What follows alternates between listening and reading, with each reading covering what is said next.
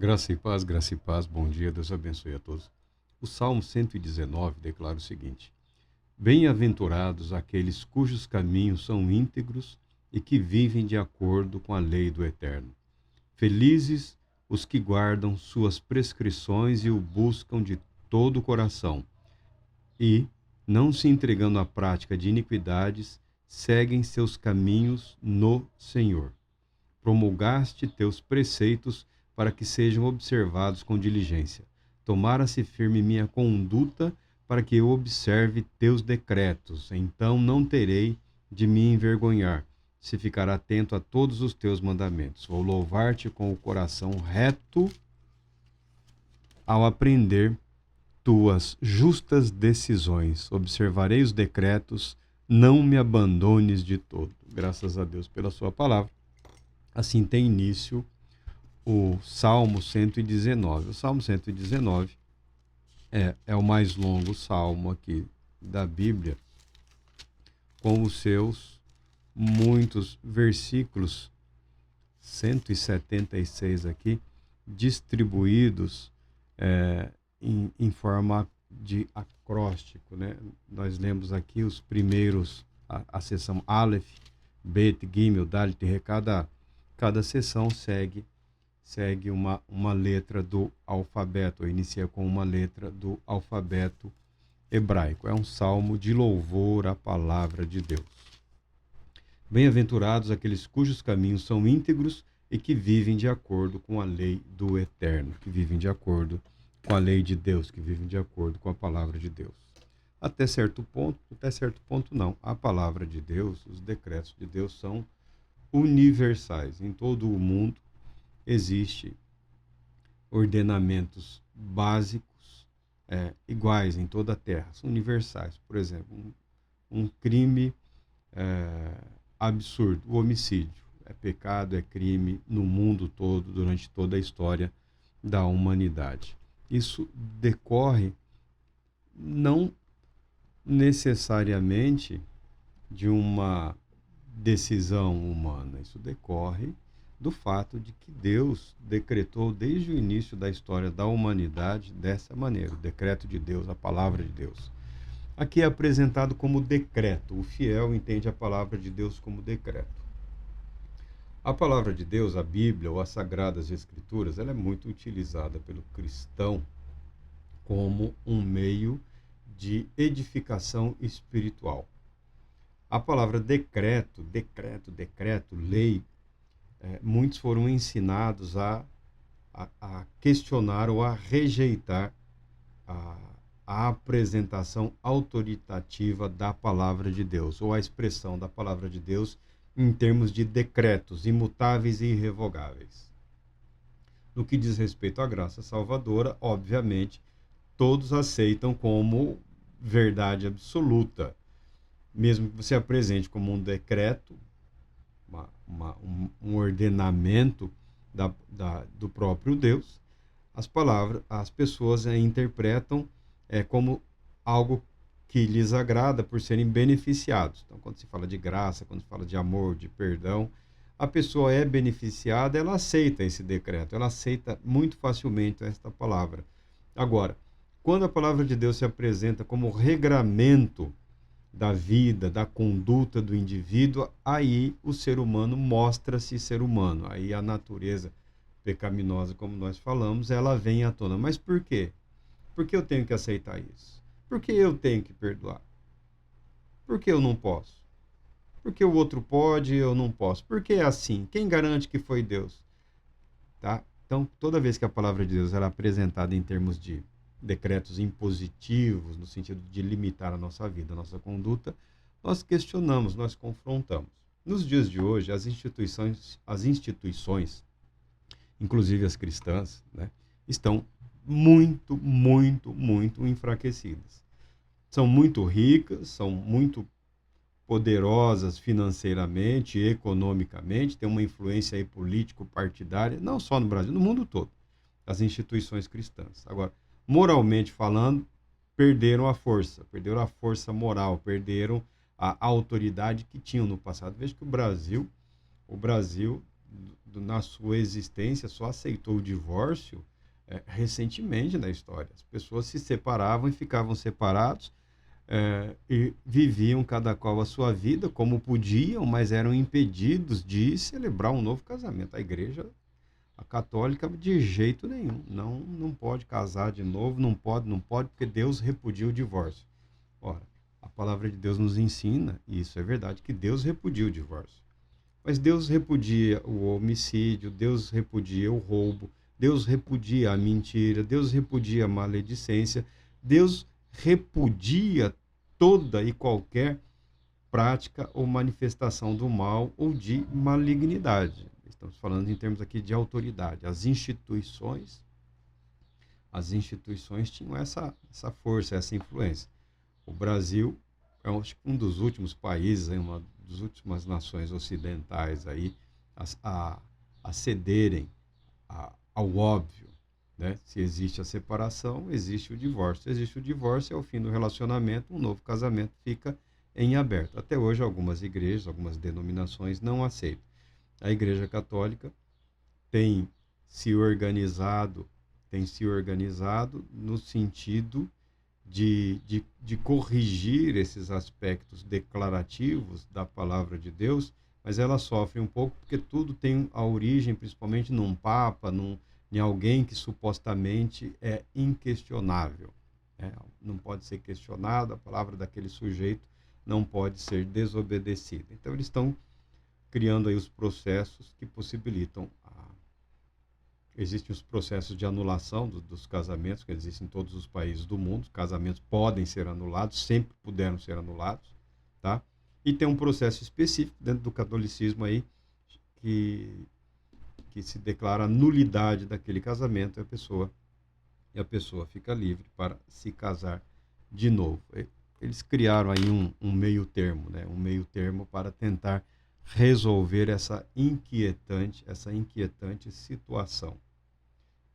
O que é inquietante? Até que ponto a autoridade eclesiástica tem o direito de podar ou de limitar a vida dos seus fiéis. E essa imposição, em alguns lugares, ela é terrível, né? O divorciado, ele é tratado como se ele fosse um lixo, um nada. Mas nós estamos falando disso para falar da fonte de autoridade. A autoridade, para muitos, está na instituição. Reuniram-se os papas, os cardeais, os bispos, os dirigentes, o sínodo, o concílio, e decidiu o quê? E assim as igrejas são administradas ao longo dos anos, ao longo dos tempos, ao longo dos séculos, influenciando, marcando posição no que diz respeito à vida das pessoas. O evento histórico chamada Reforma Protestante, é um movimento europeu, um movimento que surgiu na Europa, é um dos muitos movimentos de reforma que surgiram na Igreja Católica Romana, né? No cristianismo ocidental. Para nós entendermos a palavra de Deus, nós precisamos olharmos atentamente a questão da história, a geografia.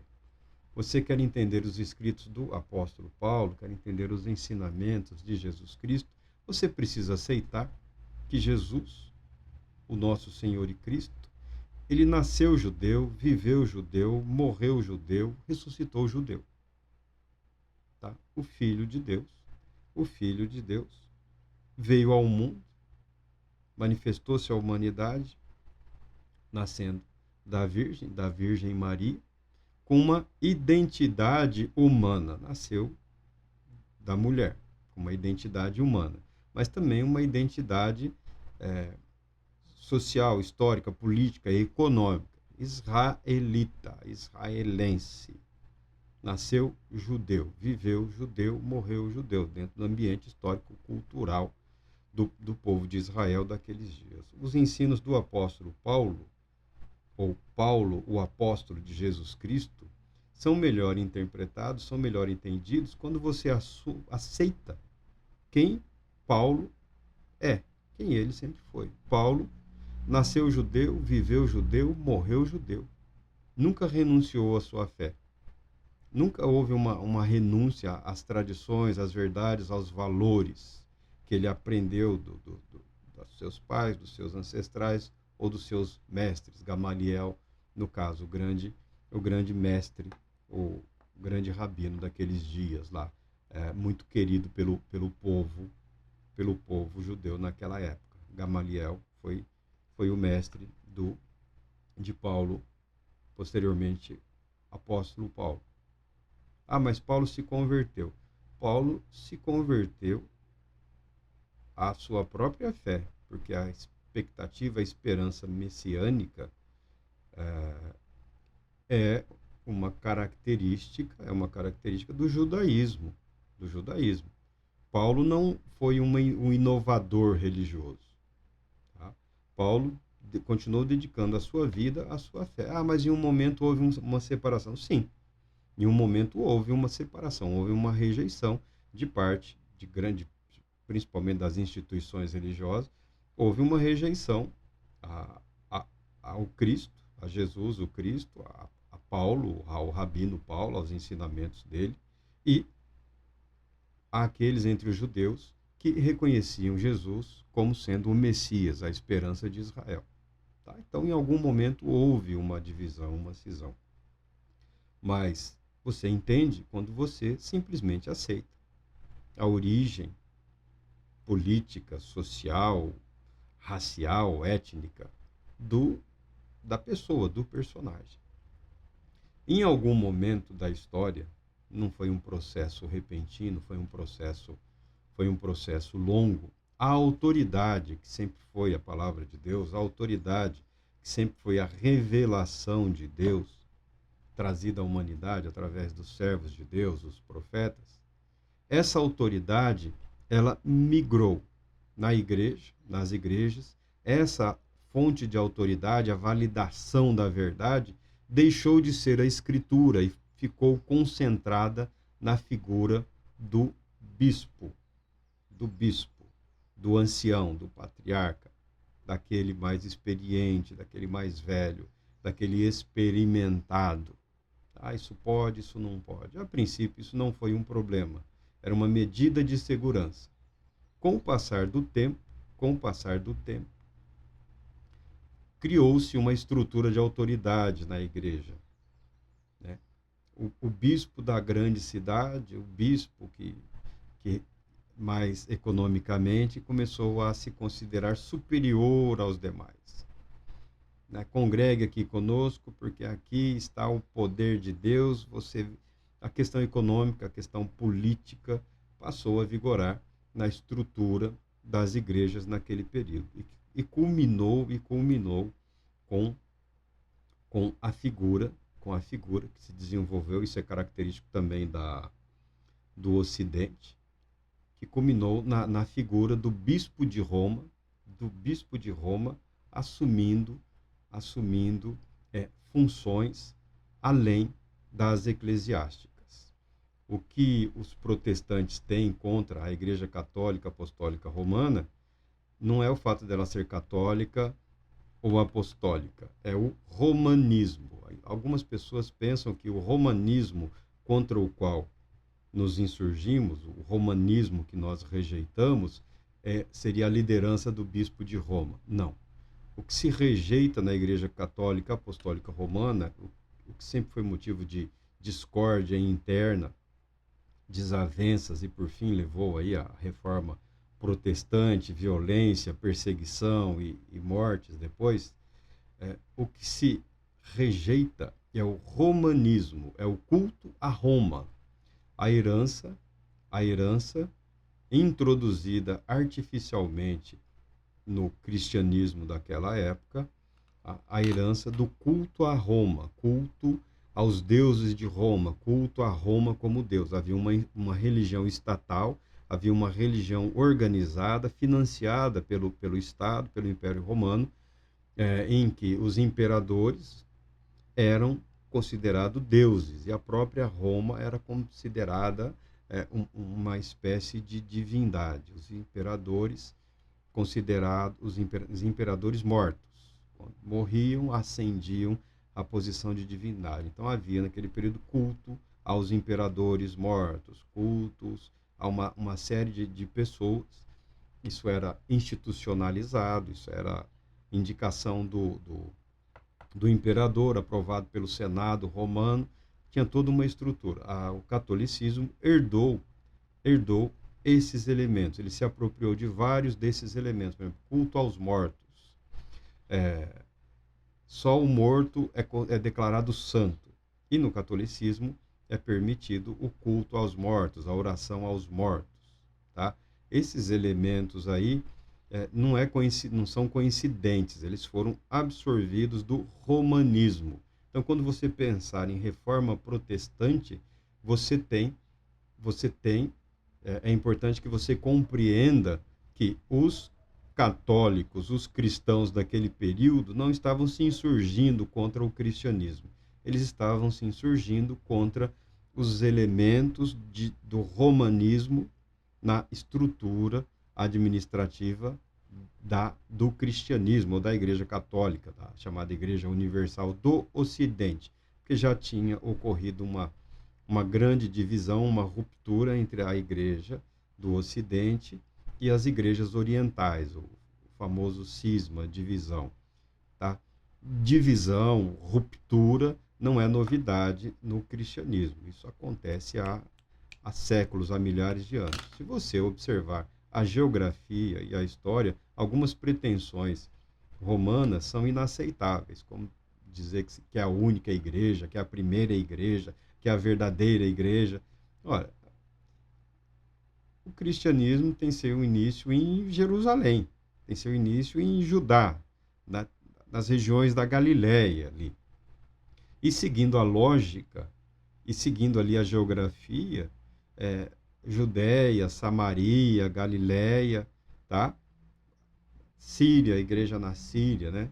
Que foi uma igreja missionária, a igreja no Egito, toda aquela região ali, o cristianismo se apresentou muito rapidamente. Roma estava bem distantezinha, tá? Os apóstolos demoraram algum tempo para chegarem em Roma. Nós vemos aí a trajetória do apóstolo Paulo narrada nas Escrituras. Aí as pessoas falam, essa ideia de que os apóstolos fundaram, não precisava ter sido o apóstolo para ter fundado uma igreja, tá? Não é essa a necessidade.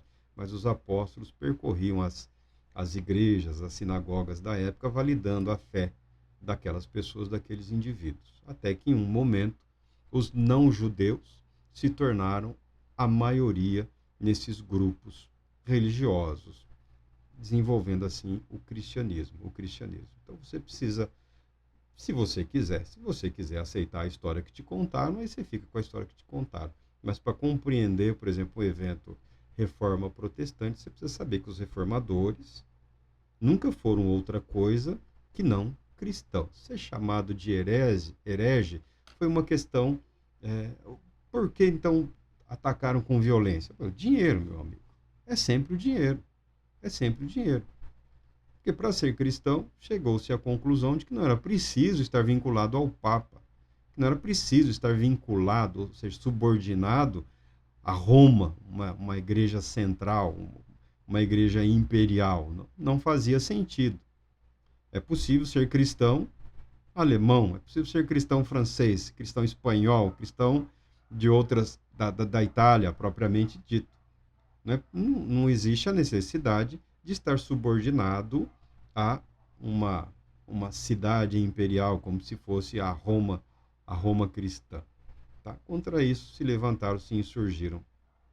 Os reformadores pagaram um preço altíssimo, sofreram muito.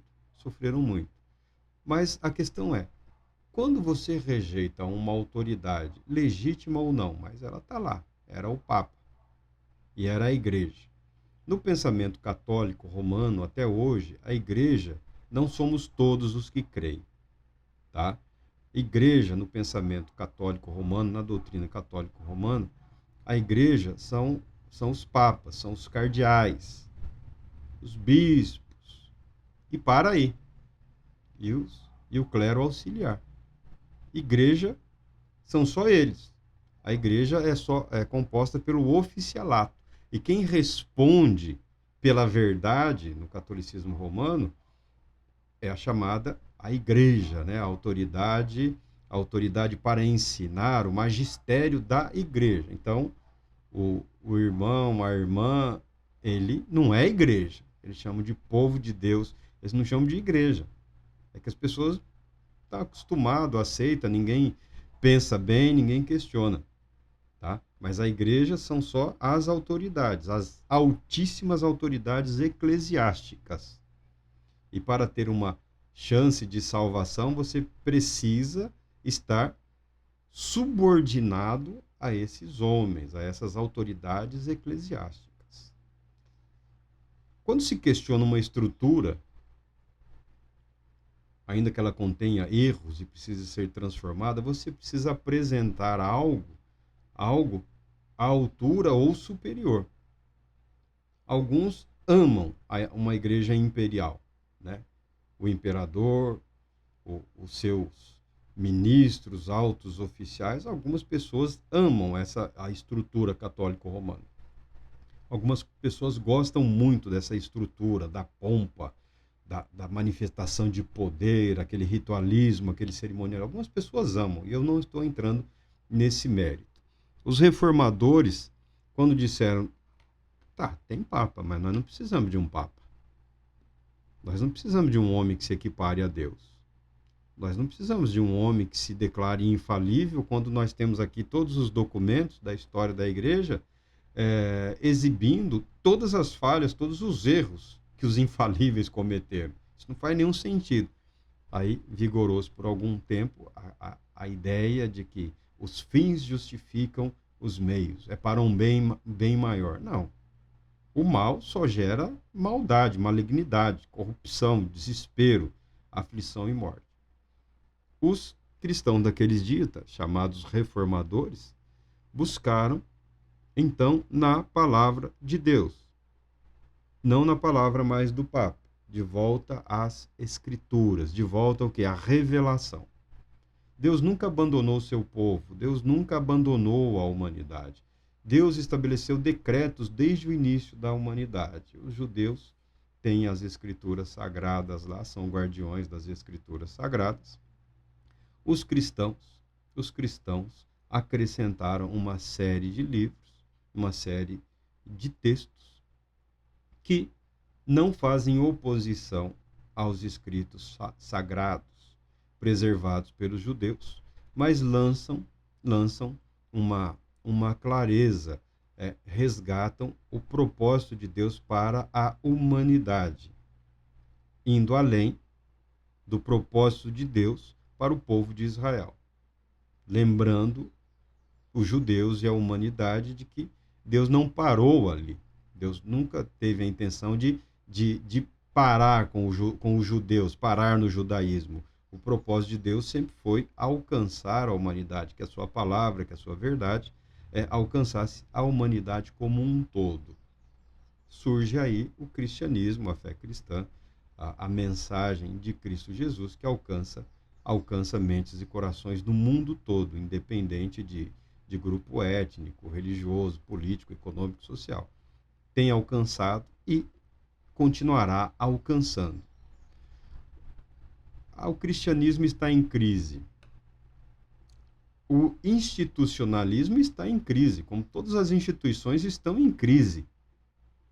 Tá? Os governos do mundo todo estão em crise. Hoje está tomando posse aí o presidente dos Estados Unidos, ele é eleito presidente dos Estados Unidos e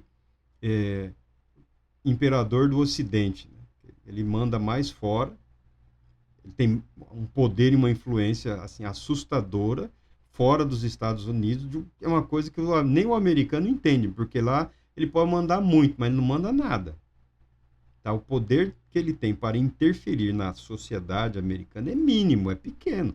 As pessoas se iludem.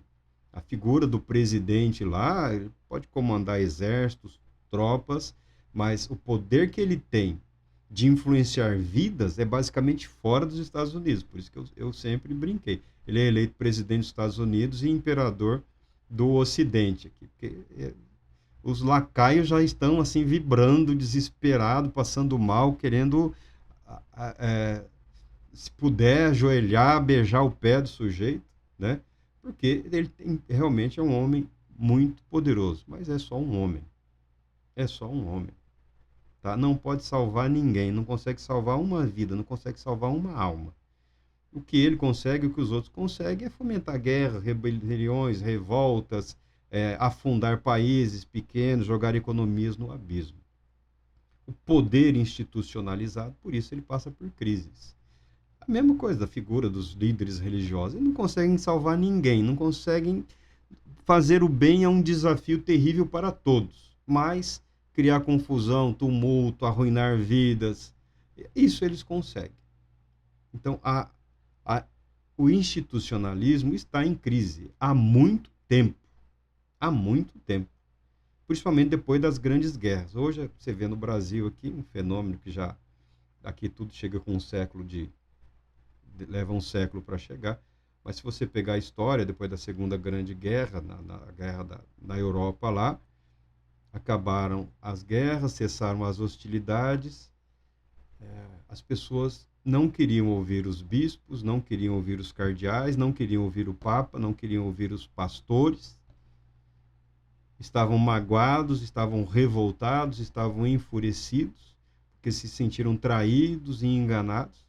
As pessoas passaram a ouvir os filósofos, os sociólogos, os psicólogos, os psicanalistas, procurando uma resposta, procurando entender. Alguns religiosos continuaram sendo ouvidos? Sim, alguns, mas aqueles que tiveram coragem de viverem além da instituição, viverem além dos limites da instituição, de proclamarem uma fé para a vida, uma fé para a realidade. Esses foram ouvidos, continuam sendo ouvidos, e, de novo, passa-se por uma crise das instituições. Por quê? A instituição não é um fim, a instituição é um meio. O que os reformadores propuseram? Somente as escrituras, as 5 solas, somente a escritura, somente a palavra de Deus. A editora Cultura Cristã lançou aqui somente a escritura, somente Cristo, somente a graça, somente pela fé, somente a glória, somente a Deus. Esses princípios, somente a escritura, ou a autoridade da palavra de Deus, não são valores criados pelos reformadores, são valores cristãos, resgatados pelos reformadores para servir de contraponto ao pensamento católico romano daqueles dias, tá? Para você entender a reforma protestante, você precisa aceitá-los como católicos, apostólicos, romanos, mas que rejeitavam o romanismo ou a romanização da igreja, que estava passando, já havia passado há muito tempo, dos limites. O nível de exploração era muito grande e a igreja não expressava de maneira nenhuma. Ela conseguia impor terror, medo. Agora, respeito, confiança, credibilidade, ela não tinha. A reforma protestante deu início também a medidas de contra-reforma. As pessoas são muito preocupadas com as implicações políticas, né? A guerra, massacre. Mas as guerras, os massacres, as condenações, a heresia, é porque corta o fluxo financeiro. Então, o Papa, ele pode ser tudo, menos bobo. Se eu não ganho, ninguém vai ganhar. Guerra. E afundou todo mundo ali, um afundando o outro. Estados católicos contra estados protestantes, depois estados católicos e estados protestantes contra estados católicos, católicos e protestantes contra estados protestantes, e seguiu-se a política normal da coisa. A fé ficou depois em segundo plano. O que se queria era criar ou estabelecer uma autonomia para os estados membros do imperialismo romano daquela época lá. Os europeus sempre tiveram uma superestrutura, isso não é novidade, tá? União Europeia, o sujeito vive em um país lá, mas de repente tem uma União Europeia lá que é um governo acima dos outros governos. No passado, nos tempos da Reforma, quem exercia aí esse poder era a Espanha. O rei da Espanha também era o imperador do Sacro do Santo Império Romano. Ele era eleito, na verdade, ele precisava de votos para se manter no poder. Daí as guerras, né? Aí a questão política.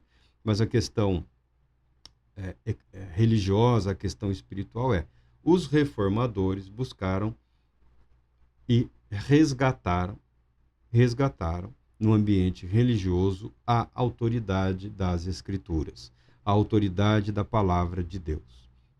O que os reformadores ensinaram e até que ponto isso continua sendo importante para os dias de hoje.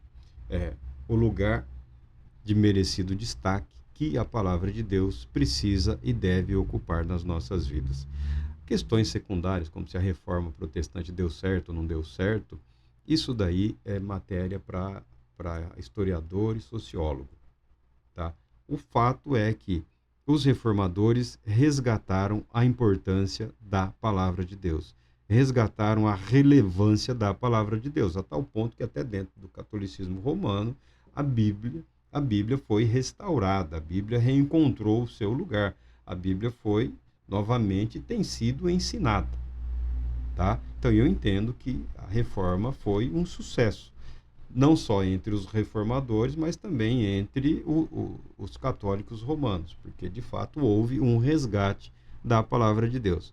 A questão da autoridade final, ela permanece ainda em aberto, as discussões continuam, porque todos dizem somente a Escritura.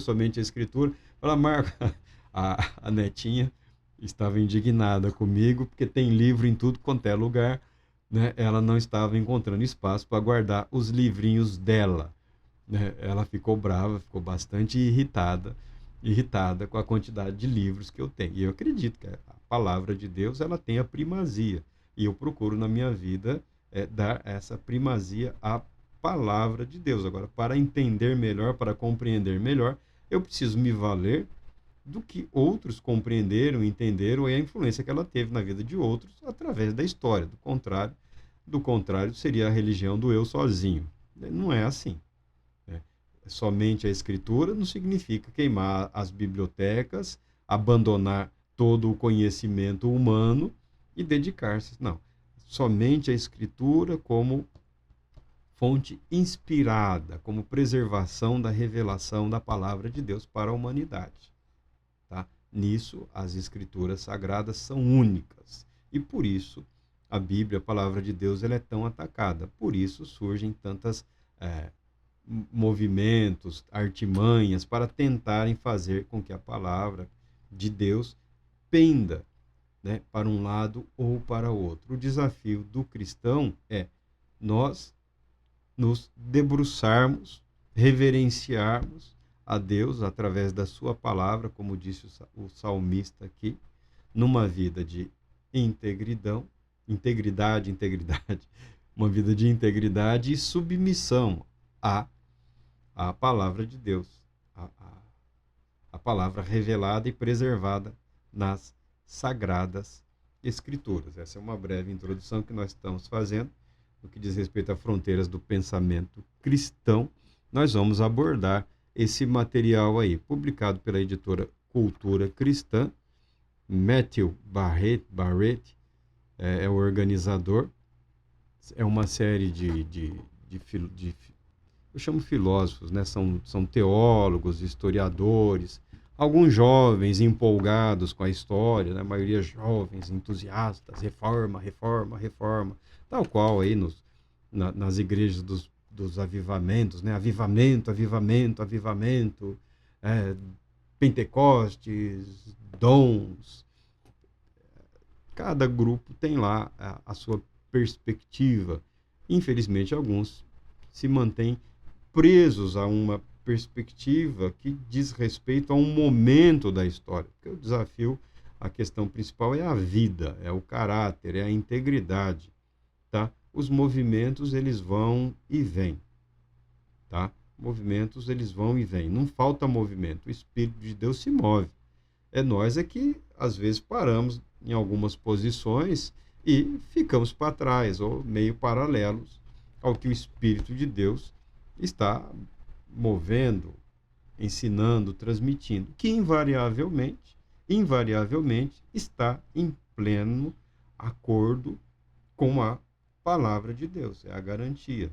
Se é o registro da revelação, é a nossa garantia. Vemos aí a história, a doutrina, olhamos os movimentos e analisamos através da palavra de Deus, tal qual os bereanos.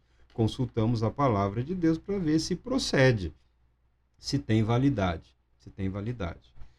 Que Deus Todo-Poderoso te abençoe, te proteja, te conceda a paz e permita que você compreenda a relevância e a importância da Bíblia. Mais importante do que ter a Bíblia em casa é meditar nessa palavra, é ler, é estudar, é aprender, é permitir que a palavra de Deus mantenha na sua mente, no seu coração, as verdades eternas propostas por Deus para a nossa vida, para o nosso convívio, para a nossa restauração e vida em harmonia e comunhão com Ele.